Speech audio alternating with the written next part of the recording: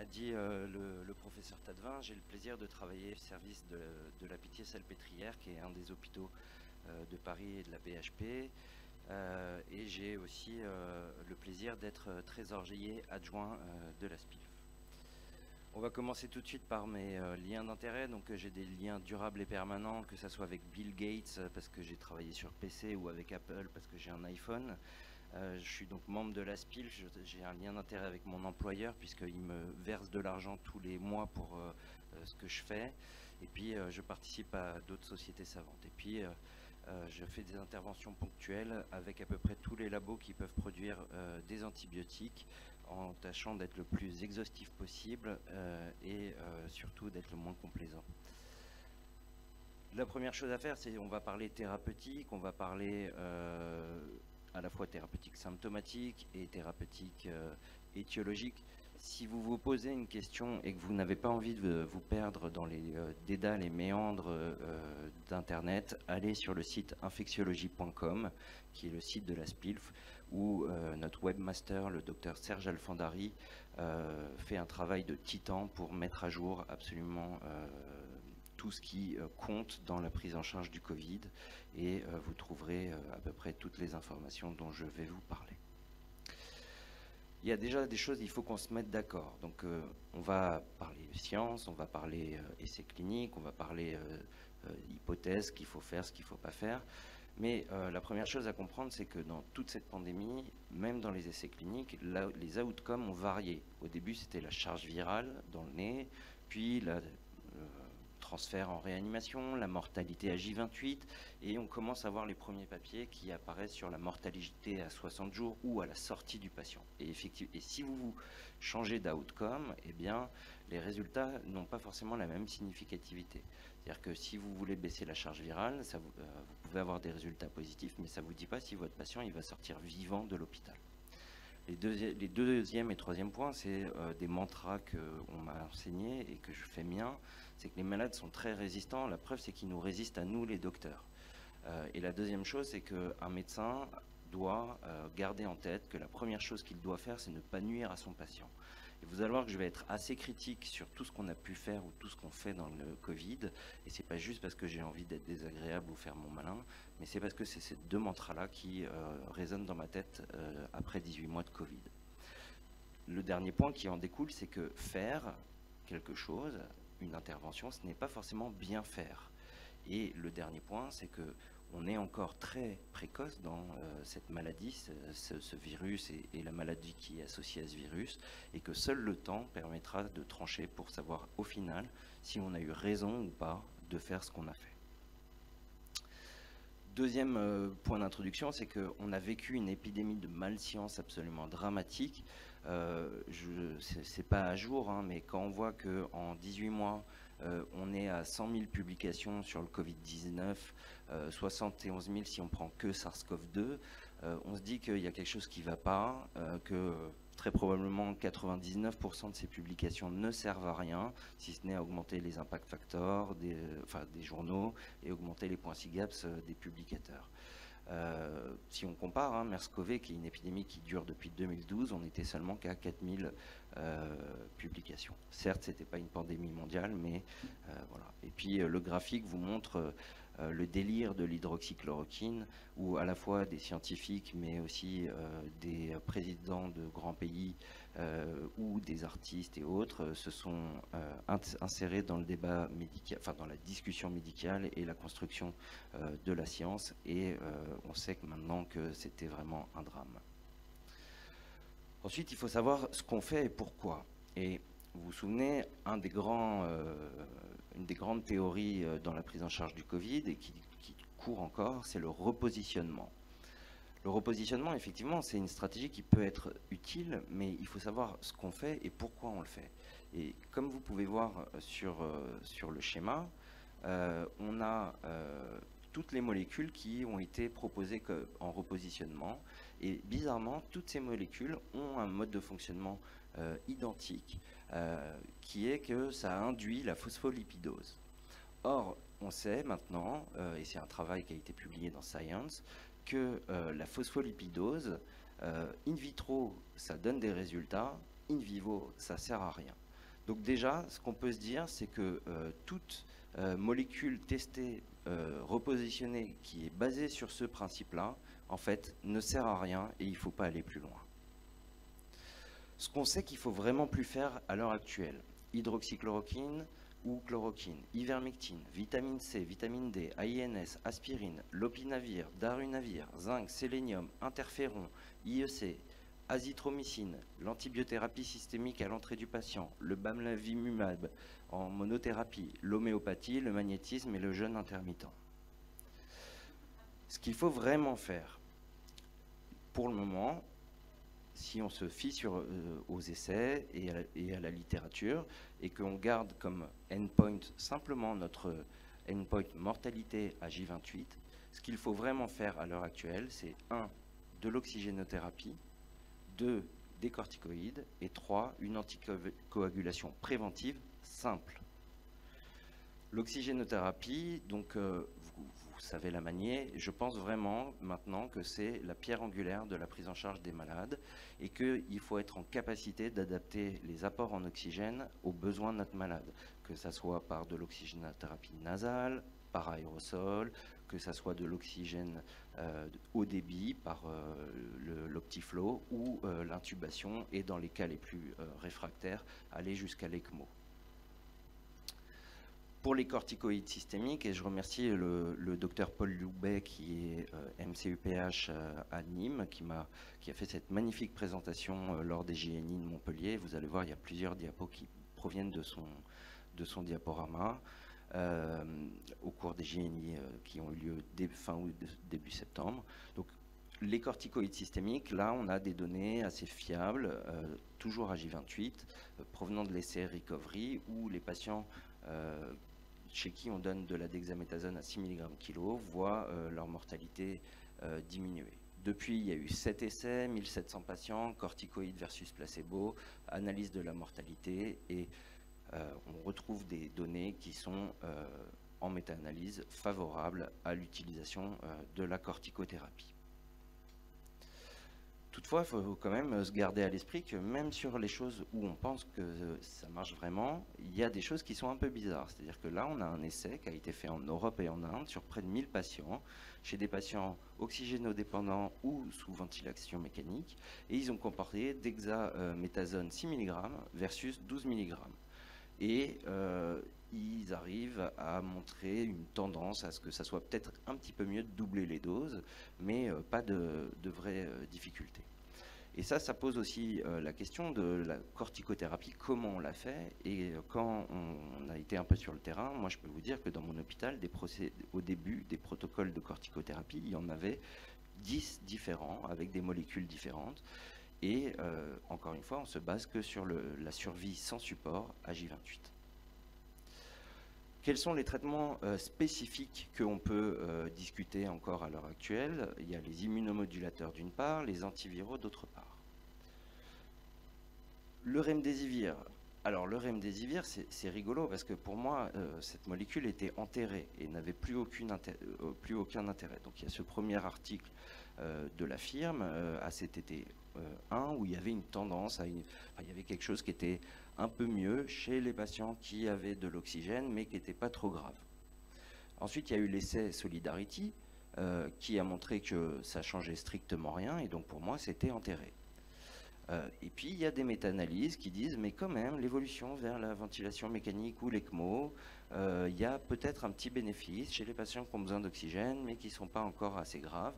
Et ça, si vous regardez bien sur cette méta-analyse, c'est quand même très drivé par une étude qui vient de ACTT1, qui est l'étude de la firme. Donc il faut toujours bien regarder les détails, puisque parfois c'est là que le diable se niche. Toujours est-il que si on se fie à la littérature publiée, on peut penser qu'il y a dans certains cas et dans certaines niches une place encore du remdesivir, même si moi je pense le contraire. Pour ce qui est du plasma de convalescent, des méta-analyses, 10 essais, la mortalité que ce soit à J15 ou à J30 ou entre les deux, 11 000 patients, et pas de différence. Et là, dans la figure de droite, vous voyez, c'est l'essai Recovery, C'était plasma de convalescent plus standard of care versus standard of care avec une mortalité à J28 à 24%, des patients plutôt graves, 8% seulement sans oxygène. Les anticorps monoclonaux.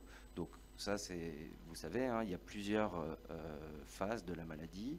Il y a la pré-exposition, c'est-à-dire avant que le patient ait rencontré le virus. Ensuite, il y a la post-exposition qui a été souvent définie comme la phase précoce, c'est-à-dire entre le moment où vous avez le virus et le moment où vous avez les premiers symptômes. Il faut dire la vérité, cette phase précoce, pour moi, elle est très théorique et elle est très difficile à fixer et surtout à appréhender dans le cadre d'essais cliniques. Ensuite, il y a la phase de maladie modérée qui va durer 7 à 10 jours, et puis soit le patient s'améliore, soit il s'aggrave et va avoir la phase sévère. Donc pour l'instant, il y a en France des ATU pour le traitement précoce. Pour le traitement tardif, c'était en question, mais maintenant, on peut le faire. Et puis, il y a une ATU début août en post-exposition et maintenant aussi en pré-exposition. Mais encore une fois, anticorps monoclonaux, c'est pas tous les mêmes. Et on a eu l'exemple du Bamla en monothérapie qui très vite nous a montré qu'il fallait surtout pas le faire et qu'il fallait arrêter ce traitement-là.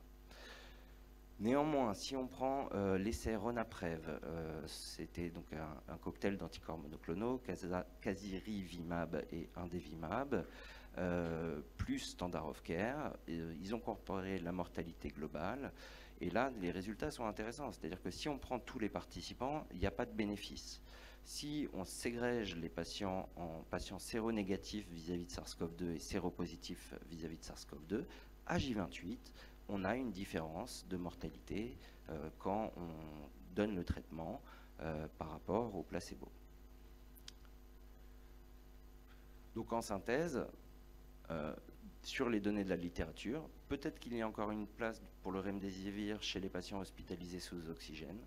Il n'y a pas de place pour le plasma convalescent, mais il y a encore la question des patients avec un déficit immunitaire B, c'est-à-dire vraiment une niche de niche chez nos malades. Et pour les MABS, c'est probablement uniquement chez les séronégatifs et on a encore besoin de beaucoup de données. Les perspectives, c'est d'autres anticorps monoclonaux avec des longues durées d'action, des anticorps polyclonaux, et puis peut-être des nouveaux antiviraux directs. Alors c'est pareil, on est toujours plein d'espoir dès qu'il y a une nouvelle molécule qui est testée, mais vous voyez, le molnupiravir, les essais de phase 2 en hospitalisation, ça a montré que ça servait à rien. Par contre, en ambulatoire, peut-être que c'était possible. Et donc maintenant, on en est à faire un essai de phase 2-3 chez les patients hospitalisés, mais qu'avec de l'oxygène. Alors que dans la phase 2, ça marchait déjà pas. Donc on peut espérer que ça va avoir des résultats positifs, mais le plus probable, c'est que ça va être un essai négatif une fois de plus.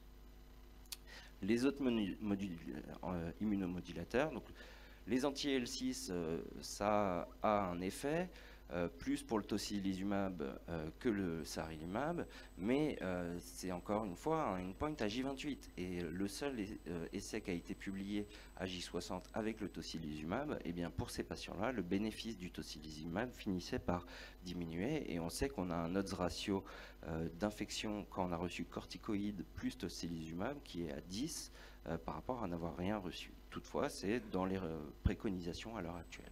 Les anti-L1, je vais passer très vite parce qu'il y a eu plein d'essais et ils ont tous montré que ça ne servait à rien. Mais comme il y a encore des essais en cours, eh ben, on est obligé de dire qu'on ne peut pas non plus totalement dire que ça n'a plus d'intérêt.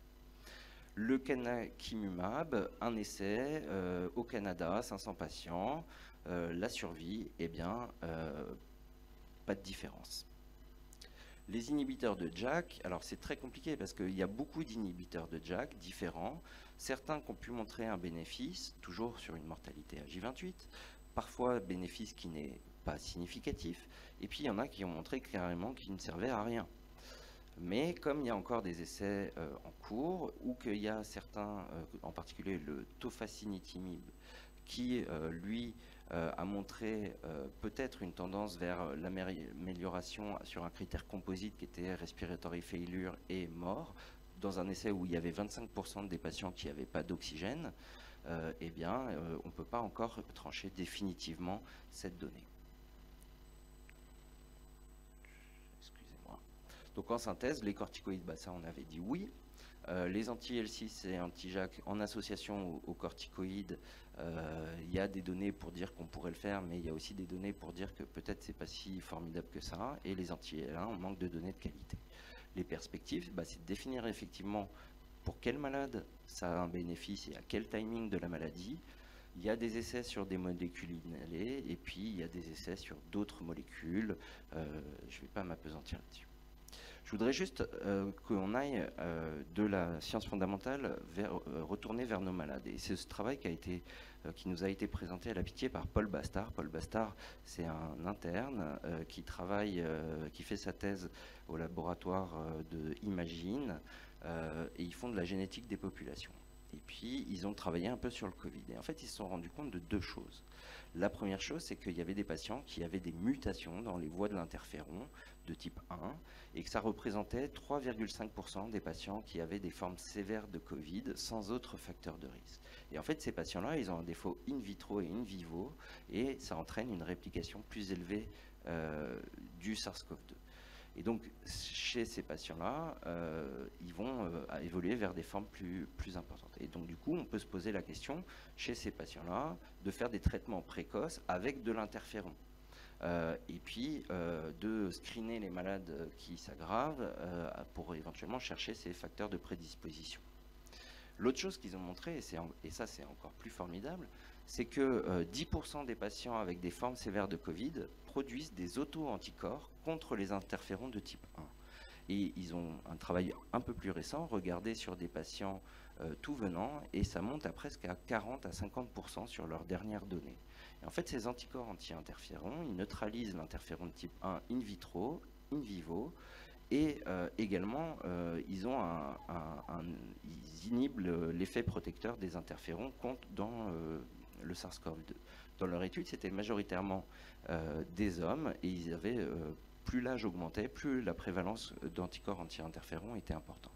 Et ça, c'est très théorique, mais c'est pratique. Ça peut nous expliquer une partie de nos patients jeunes qui font des formes graves sans qu'on comprenne pourquoi.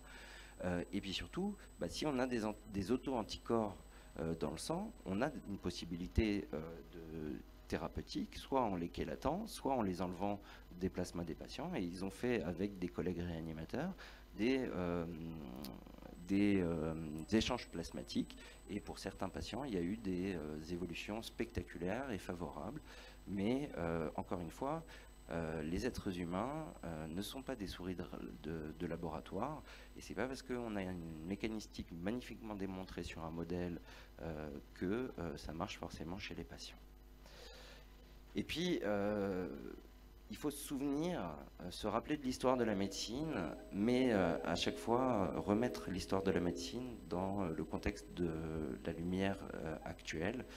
Et si on regarde, il y avait cette histoire de grippe de Saint-Pétersbourg qui, à l'occasion du Covid-19, a été réanalysée. Et on se rend compte que en fait, l'épidémie de grippe de Saint-Pétersbourg, qui a duré de octobre 1889 à décembre 1890, et qui a même duré un peu plus longtemps jusqu'en 1895, et qui a tué 1 million de personnes dans le monde, eh bien en fait, c'était pas une grippe, mais c'était un virus, le coronavirus OC43, qui est maintenant responsable des rhinites saisonnières, et qui, chez certains patients, peut donner ce qu'on appelait des SDRA sans étiologie, mais qui étaient probablement liés à des OC43. Mais à l'époque, on pensait que parce qu'on avait une PCR OC43 dans le nez, ça ne pouvait pas expliquer un SDRA. On voit qu'on en apprend tous les jours à revenir en arrière. Je vous remercie. Merci pour votre présentation qui était très claire. Donc là, il y a pour juste pour les participants, il y a toujours les conférences vont être mises sur le site et vous pouvez les revoir par la suite, aussi bien celle du docteur Peptreux que celle du professeur Louzil. Donc il y a une question, c'est concernant le bénéfice des bolus de corticoïdes. Que pensez-vous? Je pense qu'il n'y a pas de bénéfice à faire des bolus de corticoïdes. Je pense qu'il faut se baser sur ce qui a été publié et à démontrer son efficacité. Ce qui a démontré son efficacité, c'est la dexaméthasone 6 mg par jour pendant 10 jours. Il n'y a pas d'essais qui ont vraiment montré le bénéfice de faire des bolus de corticoïdes. Ça, c'est le premier point. Le deuxième point, c'est que on sait que chez les patients qui ne s'amélioreront pas rapidement, qui vont rester en réanimation, qui vont être intubés ou même qui vont rester hospitalisés longtemps sous oxygénothérapie, avoir reçu des corticoïdes, ne serait-ce que de dexaméthasone 6 mg par jour pendant 10 jours, c'est un odds ratio de faire une infection pulmonaire ou une bactériémie qui est de l'ordre de 6. Plus on va majorer l'immunosuppression induite par nos corticoïdes sans être vraiment sûr que ça induit un bénéfice, plus on expose nos patients sur la partie tardive de leur prise en charge à faire des infections graves bactériennes. Merci. Alors, j'ai 3 petites questions. Oui. Une petite question sur la classification des patients. Peut-être ça ne fait pas partie du traitement, mais le fait de classer des patients nous donne une idée sur le traitement derrière. Donc, à partir de quand, ou du débit d'oxygène nécessaire, vous classez un patient, entre guillemets, patient de réanimation, qu'il ait ou pas de lit de réanimation disponible, mais à partir de quel chiffre, à partir de quel caractère clinique, vous dites que c'est un patient de réanimation? Ça, c'est la première question. Pour moi, un patient qui devrait aller en réanimation, c'est un patient qui, malgré une oxygénothérapie inférieure, enfin, allant jusqu'à 6 litres minute, ne peut pas maintenir une saturation supérieure à 95%. Ok. Alors, la deuxième question qui en découle, parce qu'on voit fréquemment, du moins en Tunisie, les malades qui sont sous entre 5 et 6 litres d'oxygène sont dans la grande majorité des cas gérés par des concentrateurs d'oxygène à domicile. Ils sont soignés par les médecins de famille. Pour les patients qui sont hospitalisés, dans la grande majorité des cas, ils demandent beaucoup plus d'oxygène et bien sûr, il n'y a pas de lit de réanimation et d'Optiflow disponible pour tout le monde. Donc, on s'est mis à croire que 6 mg kg ne suffisent pas pour soigner ces patients et donc on était en train d'augmenter les doses.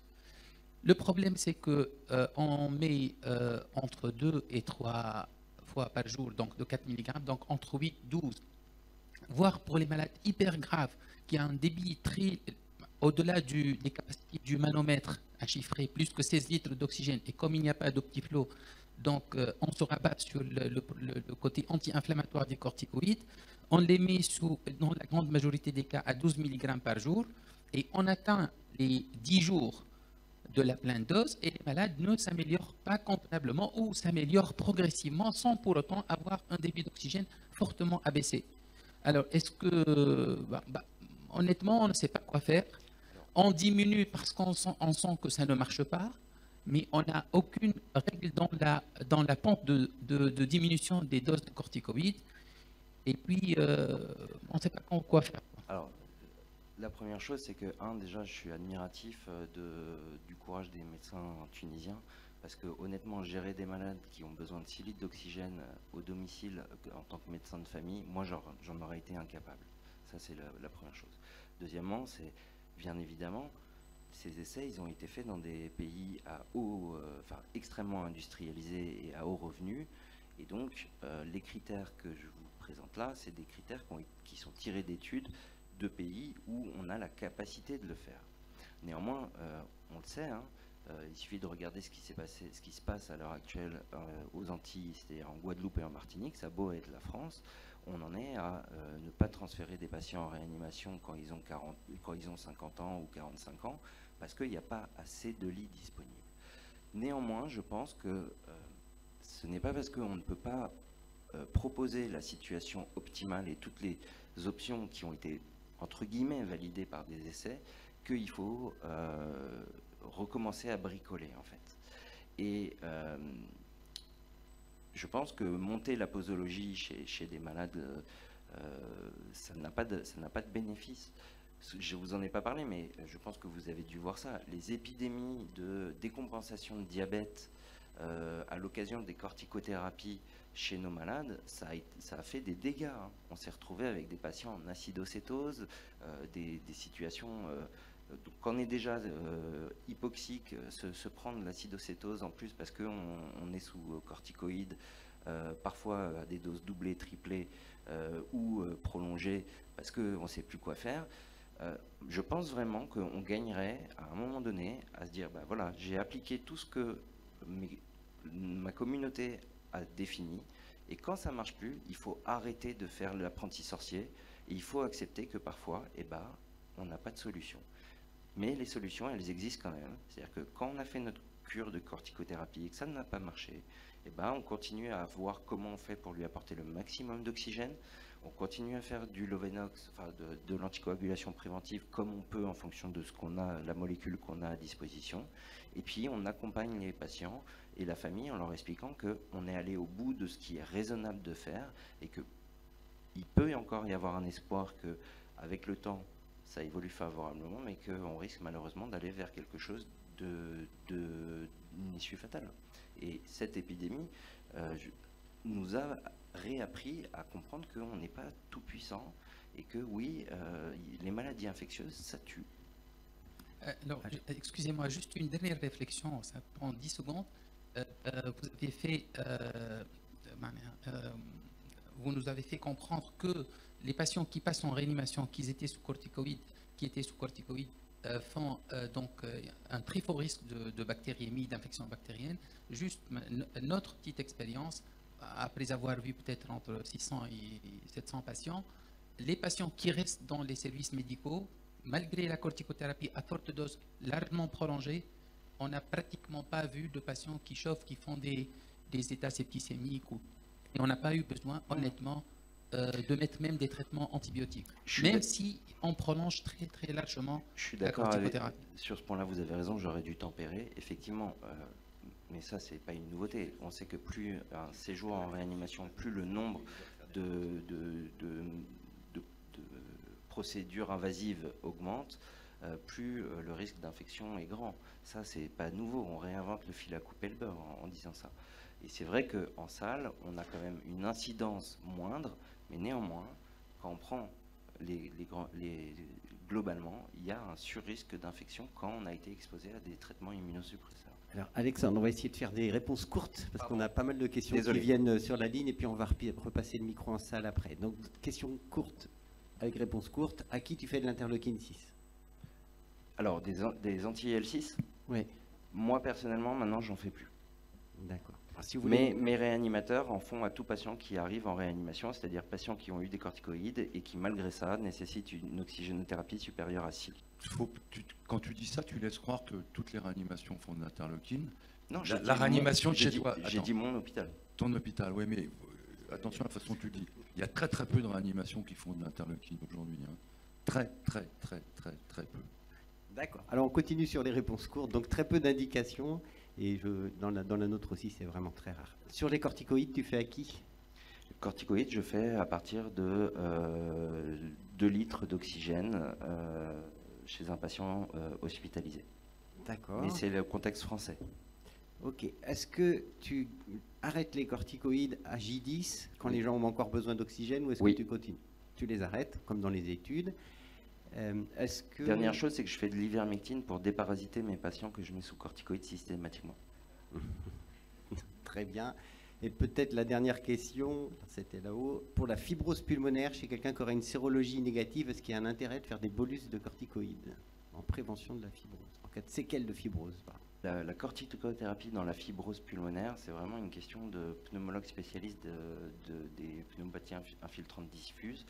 On a eu cette discussion hier soir et il y a d'autres pathologies infectieuses qui causent de l'inflammation pulmonaire, comme les pneumopathies à pneumocoque. Et dans ces cas-là, ça a montré un effet délétère de la corticothérapie dans la RDS à pneumocoque. Donc, moi, je fais les corticoïdes quand les patients ont besoin d'oxygène et qu'ils sont en phase aiguë de l'infection. Et ensuite, s'il y a des problèmes de fibrose pulmonaire, je les adresse vers des gens compétents parce que je n'ai qu'un domaine de compétences limité. Ok, on peut repasser à une dernière question dans la salle et ensuite on changera de sujet. Merci Alexandre pour l'excellente présentation. En fait, ma question c'est à propos des corticoïdes. On a discuté, est-ce qu'il faut prolonger au-delà des 10 jours? Je pose la question contraire. Si jamais le patient s'améliore rapidement et il n'a plus besoin d'oxygène, au bout de 4 jours, on arrête. On le fait, oui. D'accord. C'est-à-dire que, en fait, je pense que les corticoïdes sont un accélérateur de la guérison rapide des patients. C'est-à-dire qu'on gagne 2-3 jours de symptômes Et effectivement, nos patients, on les met sous corticoïdes, ils sont sevrés d'oxygène et on arrête les corticoïdes. Et on ne fait pas de décroissance. Merci, une fois de plus, pour ton topo toujours brillant. Tu nous as montré tout ce qui ne marchait pas, la longue liste de Prévert, de tout ce qui ne marchait pas, et c'est bien de le rappeler. On a encore un tout petit espoir que peut-être un jour des choses marcheraient. Encore faut-il les évaluer correctement et de façon standardisée. On manque de standardisation et d'homogénéité. Chaque essai qui veut démontrer quelque chose choisit son critère principal et c'est la grande foire d'empoigne. Quelle serait pour toi, dans deux situations différentes? On ne peut pas évaluer de la même manière l'efficacité thérapeutique d'un patient en réanimation qu'on essaye de sauver et l'efficacité d'un patient qui est finalement pas si mal, à qui on veut éviter la dégradation.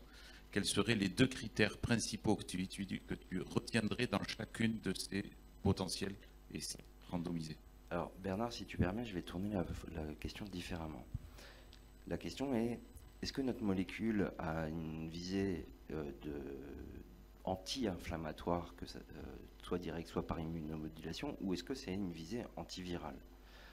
Et en fait, effectivement, il faut, pour les patients qui au final n'auront pas été graves, l'endpoint le plus logique, c'est effectivement le transfert en réanimation, la survie et un critère composite avec transfert en réanimation ou intubation et survie à la sortie de l'hospitalisation. Pour les patients de réanimation, effectivement, et ça on a eu aussi la discussion hier soir, au bout d'un mois de réanimation, évaluer l'impact d'un traitement sur les 10-15 premiers jours, quand les patients restent 3 mois, c'est très compliqué.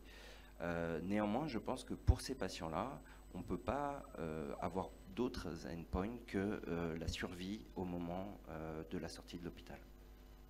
Je rappelle que les conférences vont être reprises sur le site, donc n'ayez pas peur, toutes les conférences, vous pouvez les revoir par la suite après cette session. Donc là, merci beaucoup. Je vous remercie et puis je m'excuse auprès de Thermo Fisher.